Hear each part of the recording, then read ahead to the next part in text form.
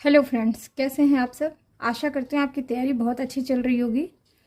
तो आज के सेशन में हम इंडियन एंथ्रोपोलॉजी की बात करेंगे। इंडियन एंथ्रोपोलॉजी को समझने से पहले उसके कुछ स्पेसिफिक कॉन्सेप्ट्स हैं, ठीक है। डिफरेंट कॉन्सेप्ट जब वो इवॉल्व हो रहा था, एंथ्रोपोलॉजी इंडिया में इवॉल्व हो रहा था, तो ऑल ओवर द वर्ल्ड और इसके साथ साथ इंडिया, अफ्रीका जो डेवलपिंग कंट्री थे उसमें भी स्टडीज़ होती गई और अलग अलग तरह के कॉन्सेप्ट्स इवॉल्व होते गए, डेवलप होते गए और एंथ्रोपोलॉजी और ज़्यादा कह सकते हैं समृद्ध होता गया और मैच्योर होता गया और बड़ा होता गया। तो इस तरह इसके बहुत सारे कॉन्सेप्ट्स आते हैं जो समझने बहुत ज़रूरी हैं। ये कई बार मल्टीपल चॉइस क्वेश्चन में भी पूछे जाते हैं और डिस्क्रिप्टिव क्वेश्चन में पूछे जाते हैं, शॉर्ट नोट में पूछे जाते हैं। तो इसको समझना ज़रूरी है। एक बार आप समझ लेंगे तो आप इसे अपने वर्ड्स में 20 वर्ड्स लिखना हो 20 वर्ड्स, 50 लिखना हो 100 लिखना हो, मतलब एक शॉर्ट नोट, अगर इसे डिटेल में लिखना है तो भी आप कर सकते हैं, ठीक है। यहाँ ये जो मेरा नोट्स है ये सारा बहुत कुछ पढ़ने के बाद, बहुत कुछ एक्सप्लोर करने के बाद मुझे ये सबसे बेस्ट नोट लगा है। तो आप इसे सुनिए मेरे साथ और समझने की कोशिश करिए और फिर अपने वर्ड्स में लिखिए या वीडियो के दौरान स्क्रीनशॉट ले लीजिए और उसे अपने खाली टाइम में कई बार, एक बार, 2 बार, 3 बार क्रैमिंग कर लीजिए या रिकॉल कर लीजिए या समझ लीजिए या पढ़ लीजिए, ठीक है, जैसे भी आपको सूटेबल हो। लेकिन एक से ज़्यादा बार ज़रूर पढ़िए।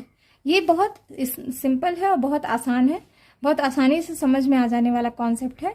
लेकिन मोस्टली जो बच्चे, जो स्टूडेंट्स सोशल बैकग्राउंड के नहीं हैं, सोशियोलॉजी एस्पेक्ट से नहीं हैं या जिनका कभी सोशल एस्पेक्ट नहीं रहा, जो साइंस के ग्रेजुएट हैं, उन्हें थोड़ी सी मुश्किल होगी। लेकिन अगर वो ध्यान से बात को समझेंगे तो ये बहुत ही, इससे ज़्यादा आसान कुछ नहीं है, ठीक है। तो चलिए शुरू करते हैं। पहला कॉन्सेप्ट जो मैंने लिया है वो है डोमिनेंट कास्ट का, ठीक है। डोमिनेंट कास्ट या प्रमुख जाति आप कह सकते हैं, वो जाति जो सभी पर डोमिनेट करती है, यानी एक तरह से सभी उसको फॉलो करते हैं, या वो संभ्रांत आप कह सकते हैं, ठीक है। वरिष्ठ किसे कह सकते हैं या प्रमुख किसे कह सकते हैं, that is the dominant cast, ठीक है। ये आप तो जानते हैं इंडियन सिस्टम में कास्ट का बहुत इंपॉर्टेंस है। तो उसमें एक इम्पॉर्टेंट चीज आता है, कास्ट बहुत सारे हैं लेकिन which one is dominant caste and why it is dominant caste and how it makes them dominant caste, ठीक है। What factors makes them dominant caste, तो ये सारी चीजें यहाँ पे हम डिस्कस करेंगे। तो फर्स्ट पॉइंट है, caste system is a dominant feature of Indian society. अभी जो मैंने आपको बताया कि ये डोमिनेंट फीचर है। It is the basis of almost all economic, social, political and religious interaction, which is mainly evident in the villages. ठीक है, ये सभी रिलीजियस, पॉलिटिकल, सोशल, इकोनॉमिक सभी तरह के इंटरेक्शंस का आधार है जाति, जो कि जनरली कहाँ विजिबल होती है, गाँव में। इसके अलावा it is the hierarchical feature of the caste system, ठीक है, विच इज़ पर्टिकुलरली इंटरेस्टिंग। अच्छा, ये भी है, हायरार्किकल क्यों है। ब्राह्मण में कोई बच्चा बर्थ लेता है तो वो ब्राह्मण ही बनता है, कायस्थ में बर्थ लेता है तो कायस्थ बनता है। तो ये हायरार्किकल होता है कास्ट एक तरह से, ठीक है।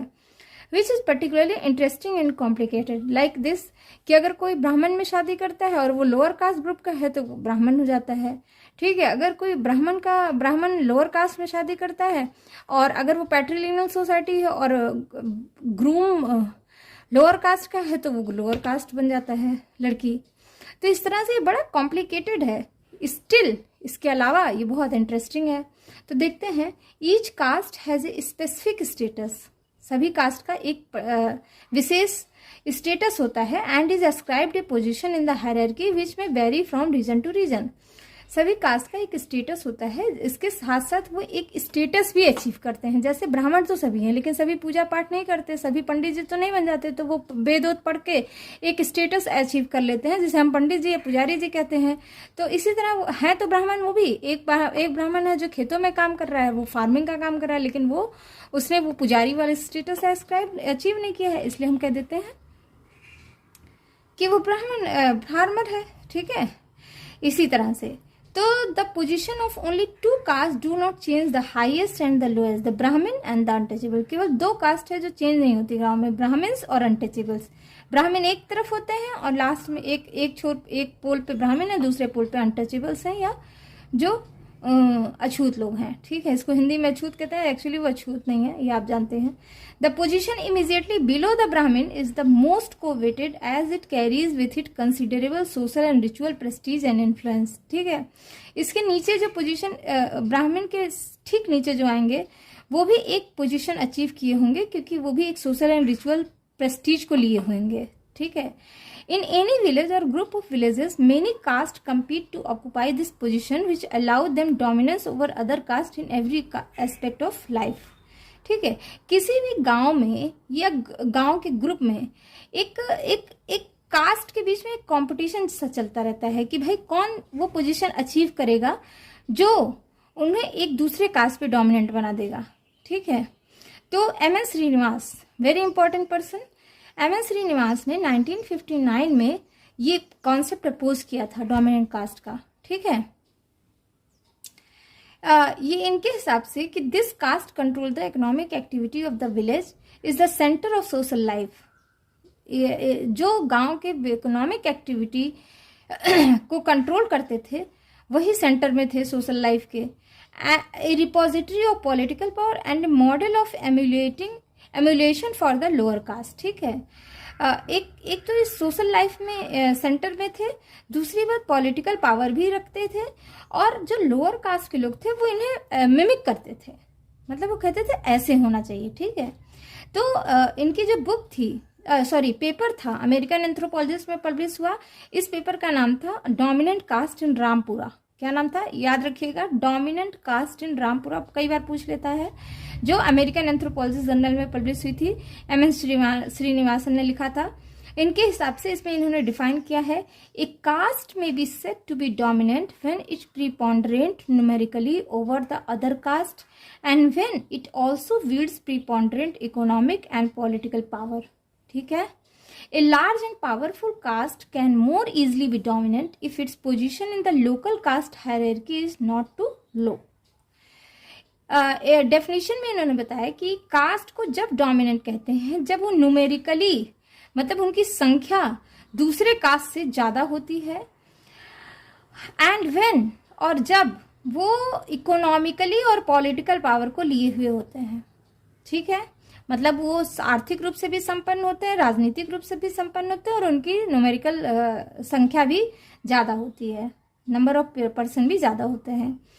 ए large and powerful caste can more easily, generally जो संख्या में बड़े होते हैं और पावरफुल होते हैं वही डोमिनेंट होते हैं, चाहे इफ उनके बस शर्त ये होनी चाहिए कि जो कास्ट हायरार्की है उसमें वो बहुत नीचे ना हो।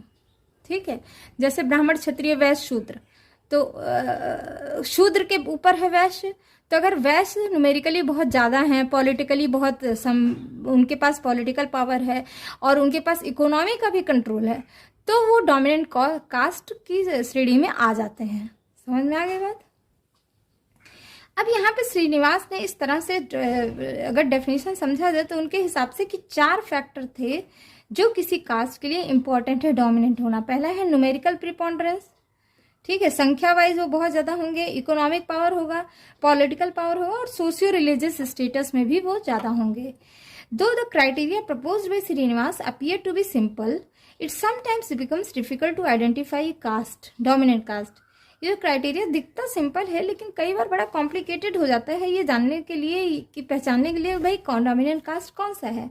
बिकॉज वो इसलिए क्योंकि it is rare to find a caste dominant in, क्योंकि एक कास्ट का, एक विशेष कास्ट का हर फील्ड में डोमिनेंसी होना या रूल करना मुश्किल है।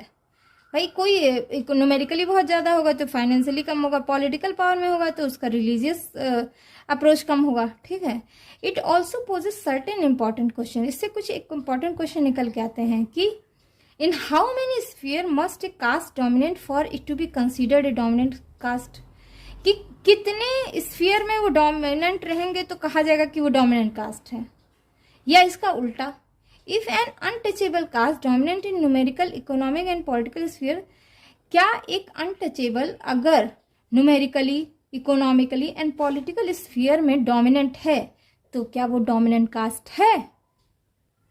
इस तरह से ये क्वेश्चन बनता है ना।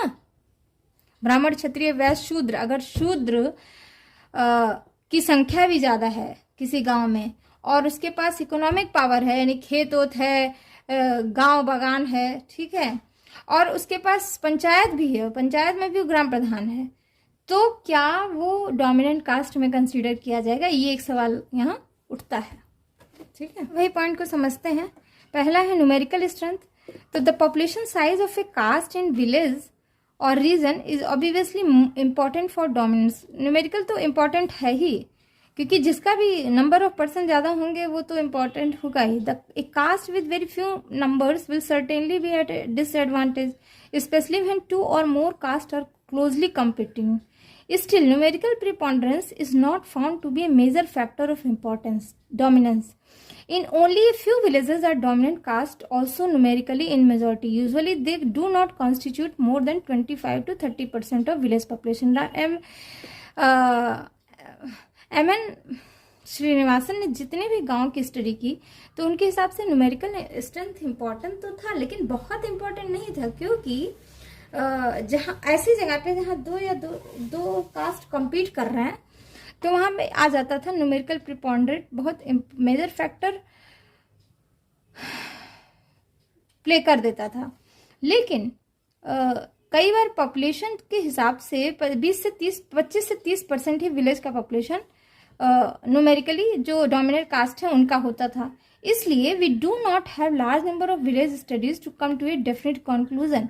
We may consider the cases of 14 villages reported in two of the most important book in the village studies. Srinivas की बुक थी India's Villages and Marriott's की बुक थी Village India। बहुत इंपॉर्टेंट है, याद रखिएगा। ये कंफ्यूजिंग है थोड़ा सा, तो अभी के भी याद कर लीजिए या राइट डाउन कर लीजिए अपने नोटबुक में। श्रीनिवास की थी बुक India's Villages और मैकी मोरियट या मैरियट की बुक थी विलेज इंडिया, ठीक है। Though these 14 villages can not be said to be representative of Indian village nor even of their region, they may show the trend. ये जो 14 विलेज इन्होंने study की, एक्चुअली ये रिप्रेजेंटेटिव तो नहीं थे, लेकिन इसकी स्टडी करने से एक ट्रेंड समझ में आ गया था कि शायद ऐसे ही ट्रेंड एक चलता होगा, ठीक है। जैसे 10 of the 14 villages belong to north India, जिसमें से 10 तो नॉर्थ इंडिया के थे, 4 साउथ इंडिया के थे। इन द नॉर्थ में ओनली 3 आउट ऑफ 14 विलेजेस जो dominant caste is also a largest caste, जिसमें से केवल 3 विलेजेस ऐसे थे जिसमें जो डोमिनेंट कास्ट था उनकी नंबर न्यूमेरिकली वो स्ट्रांग थे, यानी ज्यादा थे। जबकि साउथ में 3 out of 4 villages the dominant caste is also largest, जबकि साउथ में जो 4 में से 3 विलेजेस में न्यूमेरिकल स्ट्रेंथ ज्यादा थी जो डोमिनेंट कास्ट थे। तो largest means larger than the other caste individually but not necessarily in a majority in the villages as a whole, ठीक है। इट वुड अपीयर, ये बता रहा है कि numerical preponderance is more important in South Indian than in North Indian. देख रहे हैं आप, साउथ इंडिया में ज्यादा इंपॉर्टेंट दिख रहा है ये। On all India basis, 42.85% villages have the dominant caste, also the largest caste. तो ये कंक्लूजन निकल के आया, एक ट्रेंड समझ में आया कि ऐसा होता है, ठीक है। Although these 14 cases prove or disprove nothing, it can be safely concluded that numerical preponderance is an important but not a decisive factor. एक important factor है numerical preponderance, उनका number of people का ज्यादा होना, लेकिन ये decisive factor नहीं है। इसके बेसिस पे हम डिसीजन नहीं ले सकते कि ये डोमिनेंट ही होंगे, ठीक है। Evidently there are other powerful factors which make, इसके अलावा और भी पावरफुल फैक्टर हैं जो उन्हें डोमिनेंट बनाते हैं, ठीक है। नेक्स्ट फैक्टर आता है economic power. Economic power in an economic system mainly dependent on agriculture for survival, the possession और control of arable land is decidedly advantageous, ठीक है। तो समझ में आ रहा है कि जिनके पास जितनी बड़ी लैंड होगी और वो भी खेती लायक होगी तो वो हमेशा एडवांटेज में।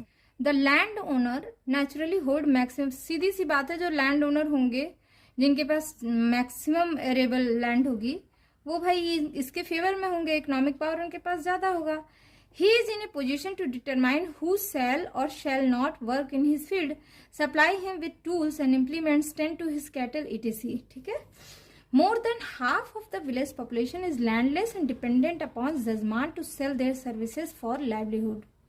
पहले ऐसे ही होता था एक्चुअली। फिर उसके पास एक डिसाइसिव पावर ये आ जाती है, कौन उसके खेत में काम करेगा, कौन नहीं करेगा, किसे वो टूल सप्लाई करेगा, किसे नहीं टूल सप्लाई करेगा, कौन कैटल को चारा देगा नहीं देगा, ठीक है, किस कैटल को देना है किस को नहीं, ये सारी चीज़ें उसके कंट्रोल में आ जाती हैं।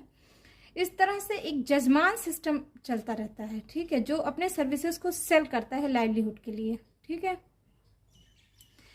और moreover as this livelihood is able to barely maintain them at subsistent level, they are also dependent on those who can lend them cash to meet the expenses. इसके अलावा वो कैश भी देते थे उन लोगों को जो सब्सिस्टेंस लेवल पे लाइफ जीते थे। उनके लाइफ साइकिल जैसे बर्थ सेरेमनी हो रहा है, मैरिज सेरेमनी हो रहा है, डेथ सेरेमनी हो रहा है, फेस्टिवल्स हो रहे हैं, तो ये जो जमींदार होते थे ये क्या करते थे, उनको कैश भी देते थे, ठीक है। इस तरह से आप देख रहे हैं कि वो सभी को कंट्रोल कर रहे हैं। Control of land and money lending thus are the two levers of the power in the village. In the 14 cases referred to above, the relationship between land holding and caste dominance is conclusively established.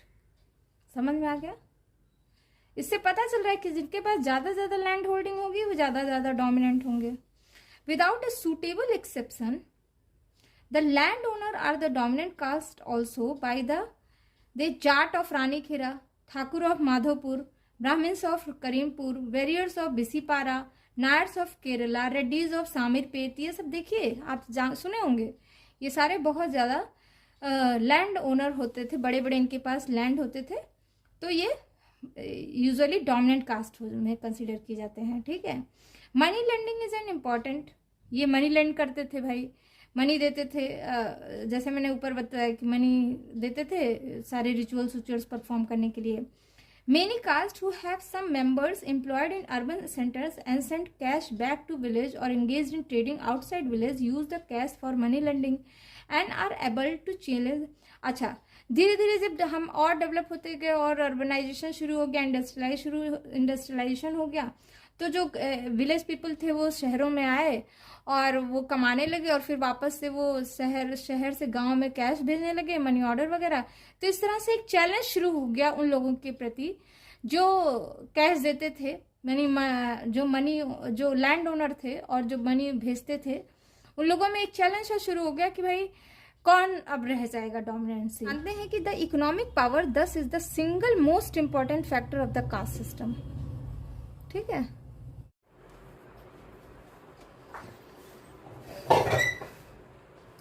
Next factor is political factor, ठीक है। तो इसके पहले हमने देखा कि economic factor is very significant factor for determination of dominant cast and numerical factor is also very significant factor, ठीक है। पॉलिटिकल पावर की बात कर लेते हैं, या पॉलिटिकल फैक्टर, जिसके पास पॉलिटिकल पावर है, क्या वो डोमिनेंट कास्ट डिटरमाइन करता है या नहीं, जानते हैं। Both land holding and money lending as levers of power are exploitative in nature and carry within them the seed of revolt by the exploited, ठीक है। एक तो पहली बात, उस टाइम जो भी जिसके पास लैंड होल्डिंग था या मनी लेंडिंग फैसिलिटी करते थे, उनके पास एक सर्टेन टाइप ऑफ पावर था जिससे वो क्या करते थे, बड़े एक्सप्लॉइटेटिव नेचर के थे, ठीक है। और ये नेचर उनका आगे चल के क्या बीज बो देता है, रिवोल्ट का, ठीक है। तो it is essential to supplement the economic power with political power to maintain and perpetuate the dominance, ठीक है। लेकिन एक बात इससे समझ में आई कि अगर डोमिनेंस को मेंटेन रखना है तो इकोनॉमिक पावर और पॉलिटिकल पावर दोनों ही होना चाहिए, जरूरी है, ठीक है। And it has never been very difficult either, ठीक है। ट्रेडिशनली पारंपरिक रूप से देखा गया कि caste panchayats have held sway over its members by dreaded power of excommunication by aiding and favourably treating the caste leaders the dominant caste maintain their political supremacy as well, ठीक है। जो कास्ट लीडर थे वो क्या होते थे, उनको add मिल जाता था, फेवरेबली ट्रीटेड किए जाते थे, भाई उन्हें फेवर मिल जाता था बहुत सारा। तो इस तरह जो डोमिनेंट कास्ट थे वो अपनी पॉलिटिकल सुप्रीमेसी मेंटेन करे हुए थे, ठीक है। वास्तव में it is their patronage who is decided who would be the caste leader in the first place. तो उनका एक कैबिनेट ग्रुप होता था, या कह सकते हैं उनको बनाने वाले या पैट्रोनेज होते थे, जो ये डिसाइड करते थे कि कौन होगा कास्ट लीडर। ठीक है, in this setup the untouchables did not have any say at all. और ये सारे सेटअप में जो अनटचेबल्स थे उनको वो कुछ नहीं कह सकते थे, ना बोल सकते थे, उनकी कोई वैल्यू नहीं थी। ठीक है, उनका कोई इसमें योगदान नहीं था। अच्छा, with the introduction of modern democratic panchayat after independence the political structure change slightly. ठीक है, लेकिन जब हमारा देश स्वतंत्र हो गया, डेमोक्रेसी आ गई, तो हमारा पॉलिटिकल स्ट्रक्चर थोड़ा सा चेंज हो गया, धीरे धीरे चेंज हुआ, लेकिन शुरुआत में तो बहुत हल्का फुल्का ही चेंज हुआ, क्योंकि एकदम से हजारों साल तक चला हुआ एकदम से सिस्टम चेंज तो हो नहीं जाएगा, लेकिन फिर भी सर्टेन डिग्री चेंज होना शुरू हो गया। New locus of power with universal aided suffrage. ठीक है, एक पावर का एक सेंटर चेंज होने लगा। कैसे? क्योंकि पंचायत होने लगा, मतदान होने लगा। Has upset the dominant caste politics. और ये सारा कुछ क्या किया? डोमिनेंट कास्ट की जो सुप्रीमेसी थी उसको हिला दिया। Their initial response was to deprive the lower caste people their right to vote, and when it could not be done to deny them recognition, as in the case of Chamar of Madhopur. Chamar of Madhopur में क्या देखा गया कि जो सबसे पहला response आया था कि लोअर कास्ट पीपल को वोट देने से मना ही कर दिया। ठीक है, तो इस तरह से उन्हें रिकॉग्निशन ही नहीं मिल पाया। This case also establishes that political power, though important in its own right, is not sufficient to confer dominance and must be supplemented by the economy.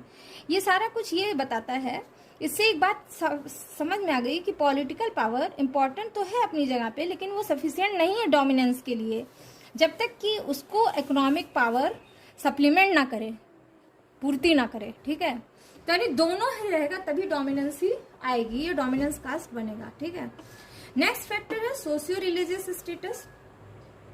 It is here that we are confronted with a paradox. एक paradox आता है। Paradox मतलब ये कि एक विपरीतार्थक चीज आता है। विपरीतार्थक क्या मतलब?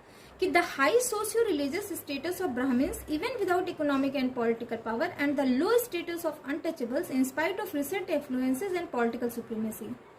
ठीक है, कि ये पैराडॉक्स ये है कि जो ब्राह्मण्स थे उनका सोशियो रिलीजियस स्टेटस तो ऊपर था, जबकि उनके पास ना इकोनॉमिक पावर था ना पॉलिटिकल पावर था। ठीक है, इसी तरह अगर लोएस्ट जो अनटचेबल्स थे, जो शूद्र थे, उनके पास भले पॉलिटिकल सुप्रीमेसी थी, भले वो ग्राम पंचायत जीत के ग्राम प्रधान बन जाए, पॉलिटिकल लीडर बन जाए, लेकिन फिर भी उनका स्टेटस वही रहता था। मतलब फिर भी वो डोमिनेंस कास्ट नहीं बन पाते थे।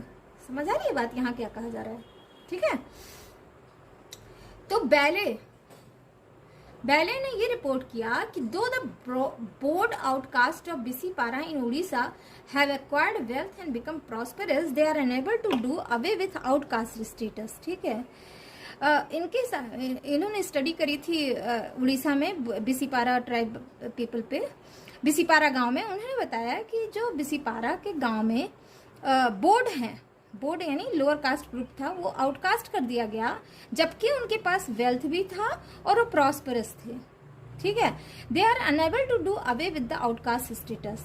ठीक है, वो कुछ नहीं कर पा रहे थे। चमार ऑफ माधोपुर इन यूपी, इसी तरह यूपी के Chamar could not retain political superiority even after winning majority. Panchayat में तो जीत जा रहे थे, लेकिन फिर भी पॉलिटिकल सुप्रीमेसी नहीं आ पा रही थी, बिकॉज द डोमिनेंट कास्ट, जो राजपूत जो थे, वो उन्हें बाइकआउट कर रहे थे, और जो बाकी के कास्ट थे वो राजपूतों को सपोर्ट कर रहे थे। तो इस तरह हम देख रहे हैं कि जो पॉलिटिकल पावर भी मिल जा रहा है, फिर भी जो है वो डोमिनेंट कास्ट नहीं बन पा रहा है।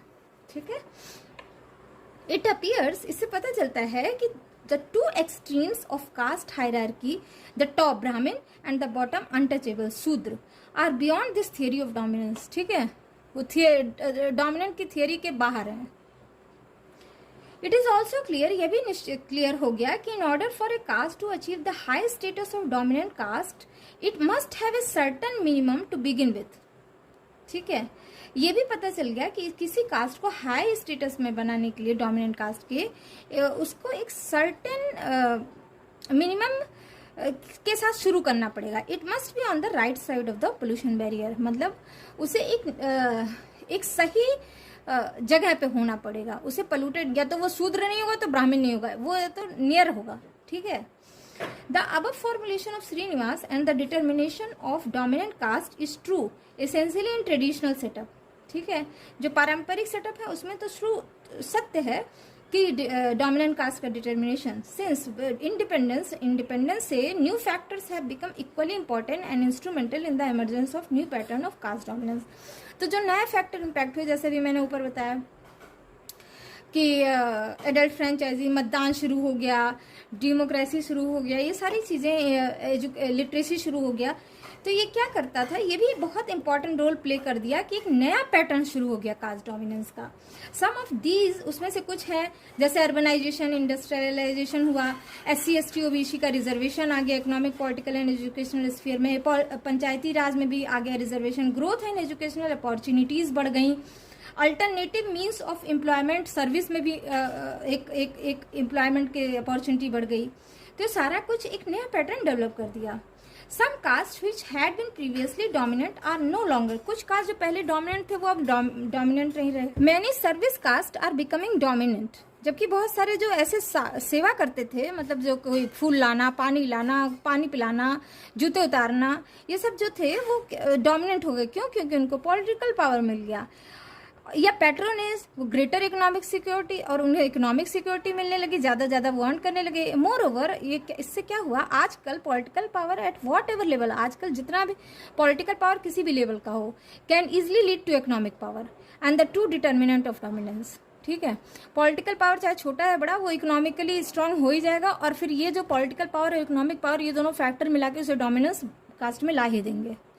ठीक है, SC दुबे ने क्या कहा, SC दुबे इन 1968 ने, वो थोड़ा सा इसको कॉन्सेप्ट को समझाते हैं, बोलते हैं थोड़ा सा सिचुएशनल है। उनके हिसाब से, in his view, a caste can be said to be dominant only if there is diffusion of power exercised in the interest of whole group, a strong feeling of group unity and an integral sense of direction.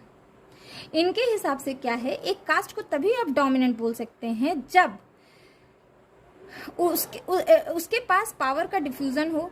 ठीक है, उसके पास पूरे group का interest लेके चलने की क्षमता हो कि ग्रुप का इंटरेस्ट क्या है, वो ग्रुप क्या चाहता है, उसके पास एक ग्रुप यूनिटी वाली एक बहुत स्ट्रांग फीलिंग हो, और एक इंटीग्रेटेड सेंस ऑफ डायरेक्शन हो, उसे पता हो कि हमें किस डायरेक्शन में जाना है। ठीक है, वो सबको लेके चलने वाला हो।